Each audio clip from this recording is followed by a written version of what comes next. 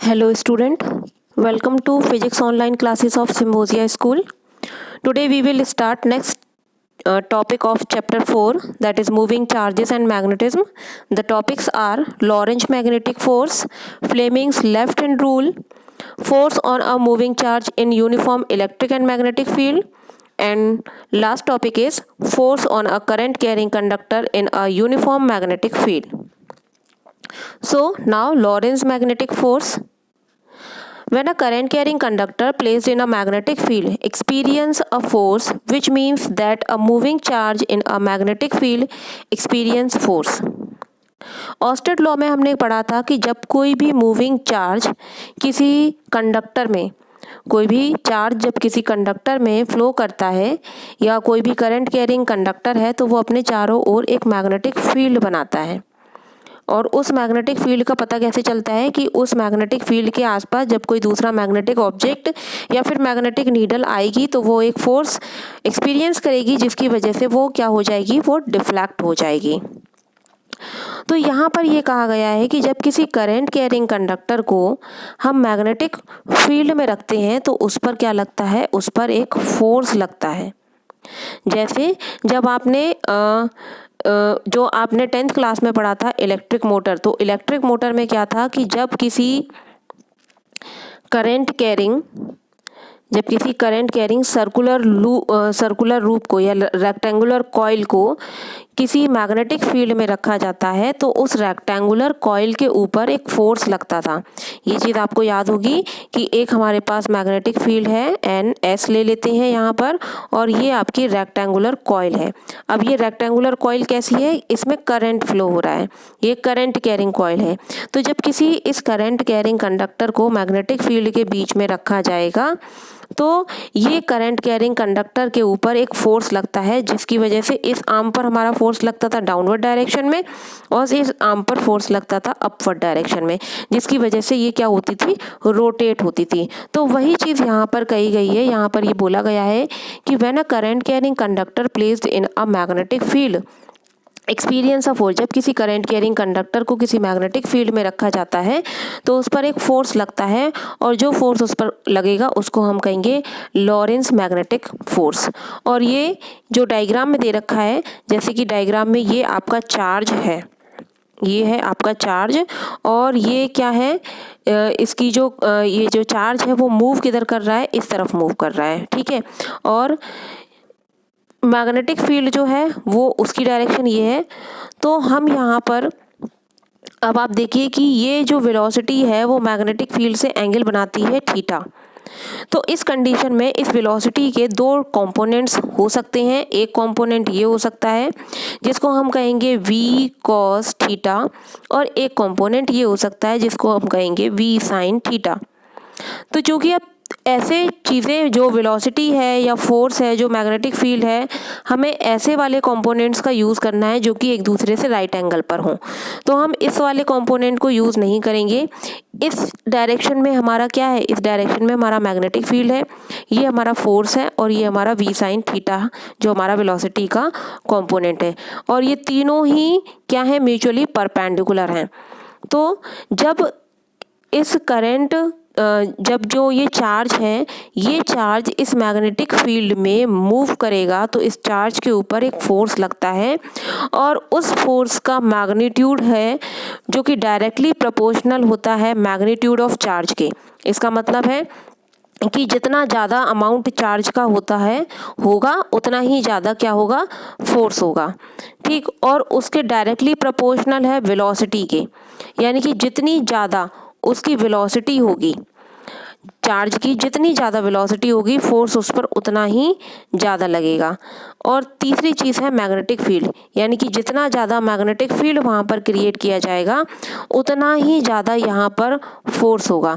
तो जो फोर्स होता है वो डायरेक्टली प्रोपोर्शनल है चार्ज के, वेलोसिटी के और मैग्नेटिक फील्ड के। अब चूंकि ये यहाँ पर क्रॉस प्रोडक्ट है तो जब इसको ओपन करेंगे तो ये आ जाएगा QBB sin theta n cap, जहाँ पर v sin थीटा ये आपका ये वाला कंपोनेंट हो जाएगा वेलोसिटी का, v sin थीटा। अब आप देखिए F, B और v sin थीटा ये तीनों एक दूसरे के म्यूचुअली परपेंडिकुलर हैं, ठीक है। तो यहाँ पर जब मैग्नेटिक फील्ड और वेलोसिटी के कंपोनेंट्स और आपका फोर्स तीनों म्यूचुअली परपेंडिकुलर होंगे, तो यहाँ पर फ्लेमिंग के लेफ्ट हैंड रूल को अप्लाई करके हम फोर्स की डायरेक्शन को कैलकुलेट या हम फोर्स की डायरेक्शन को मेज़र कर सकते हैं, फोर्स की डायरेक्शन को निकाल सकते हैं।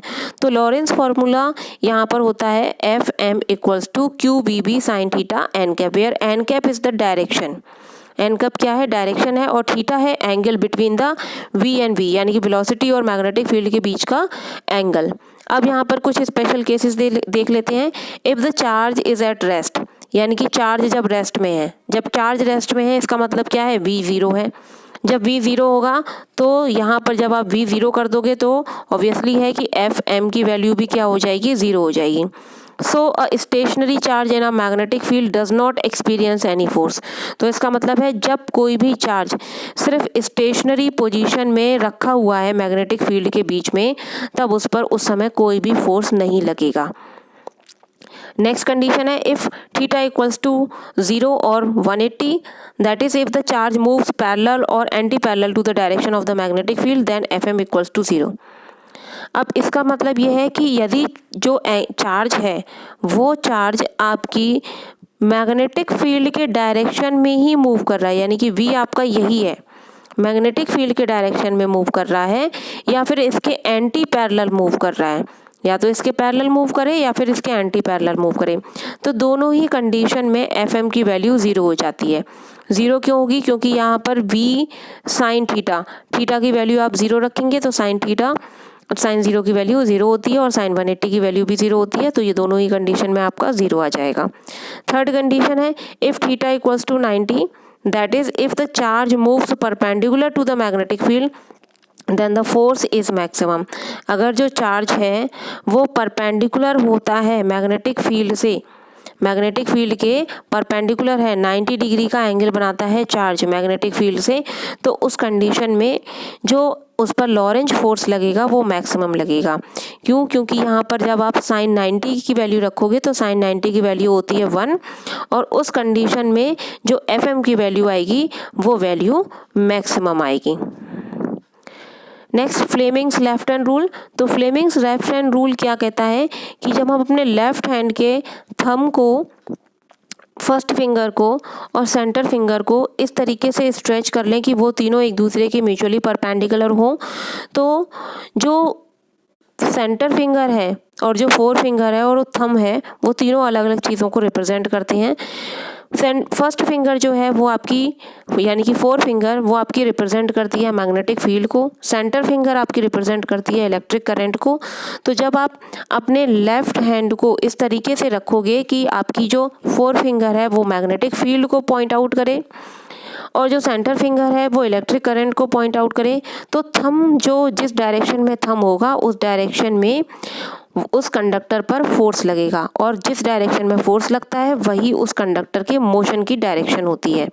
तो इस तरीके से हम इस रूल को अप्लाई करके हम किसी भी करंट कैरिंग कंडक्टर में जो कि मैग्नेटिक फील्ड में रखा हुआ है वो किस डायरेक्शन में उस पर फोर्स लगेगा उस डायरेक्शन को हम यहाँ से निकाल सकते हैं।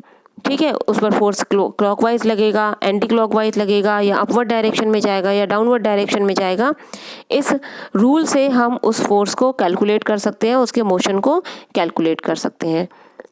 इसको याद रखने के लिए आप इसको याद रख सकते हैं EMF, E for electric current, M for magnetic field and F for force.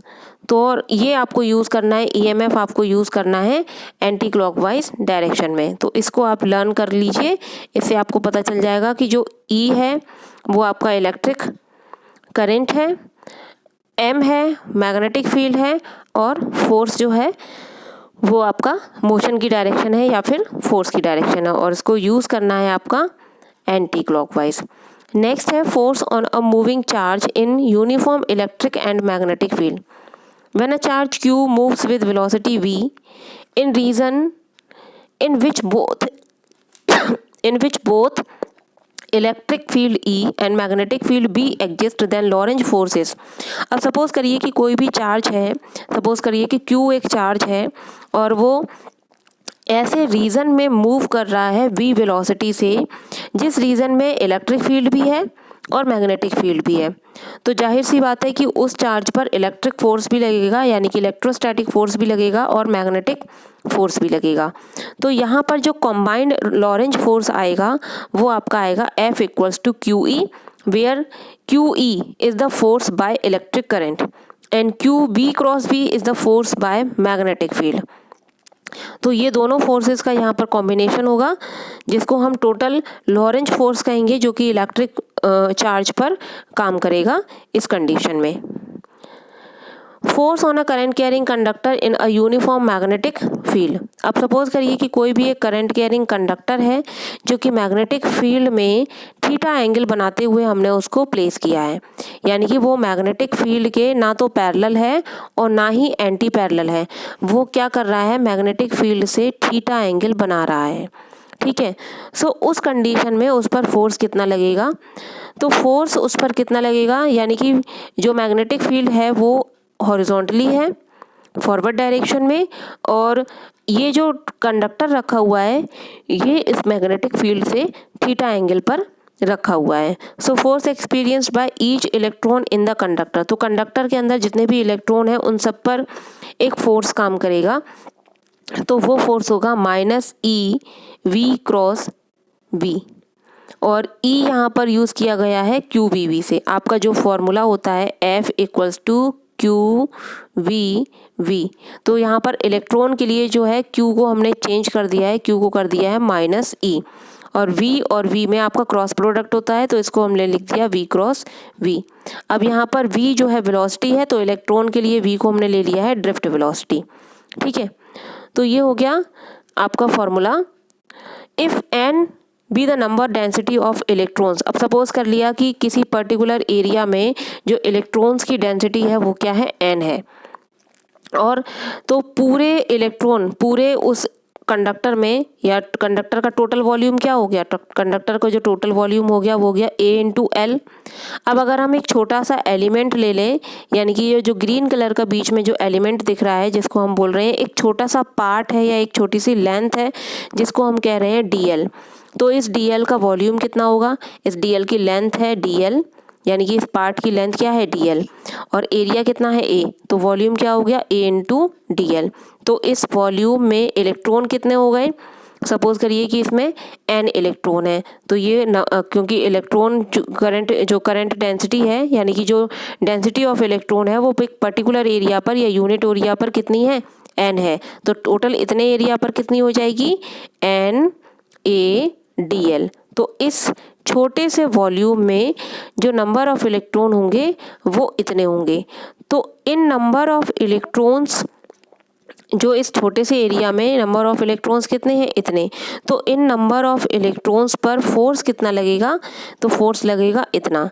So force experience by the electron in DL, तो कितना फोर्स आ गया DF इक्वल्स टू, क्योंकि एक छोटा सा एरिया है इसलिए इस पर फोर्स भी हमने ले लिया है DF। So DF equals to NaDL EVD cross B।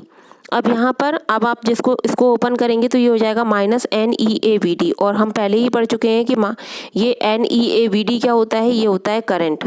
So where NeAVD equals to current, where negative sign represent that the direction of DL is opposite to the VD, यानी कि जो डायरेक्शन ऑफ DL है वो, यानी कि जो electron की direction है वो आपकी ड्रिफ्ट वेलोसिटी के, या करंट की जो डायरेक्शन है वो आपकी, या चार्ज की जो डायरेक्शन है वो आपकी ड्रिफ्ट वेलोसिटी के क्या है, अपोजिट है। तो ये इसको हम लिख सकते हैं, क्या लिख सकते हैं, इसको I लिख सकते हैं। सो ये हो जाएगा DB क्रॉस B। अब हमें टोटल अगर फोर्स निकालना है तो टोटल फोर्स पूरे कंडक्टर में टोटल फोर्स क्या लगेगा इलेक्ट्रॉन्स पर, तो उसके लिए हम क्या करेंगे, इसको हम इंटीग्रेट कर देंगे। सो ये हो जाएगा F इंटीग्रेशन साइन DF। अब इस पूरे को इंटीग्रेट कर दीजिए, तो इस पूरे में I क्या है, कांस्टेंट है, B कांस्टेंट है, DL को हम इंटीग्रेट कर सकते हैं, और DL की फुल लेंथ कितनी होगी, L होगी, तो ये हो जाएगा IL क्रॉस B। ये वाला जो आपका ब्रैकेट के अंदर है वो क्या है, L है।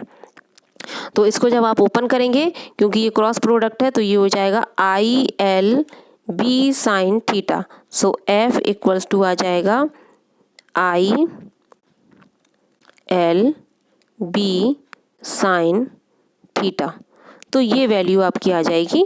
ये आपका टोटल फोर्स होगा किसी भी करंट कैरिंग कंडक्टर में जो कि एक यूनिफॉर्म मैग्नेटिक फील्ड में रखा हुआ है। क्लियर है? Okay, thank you.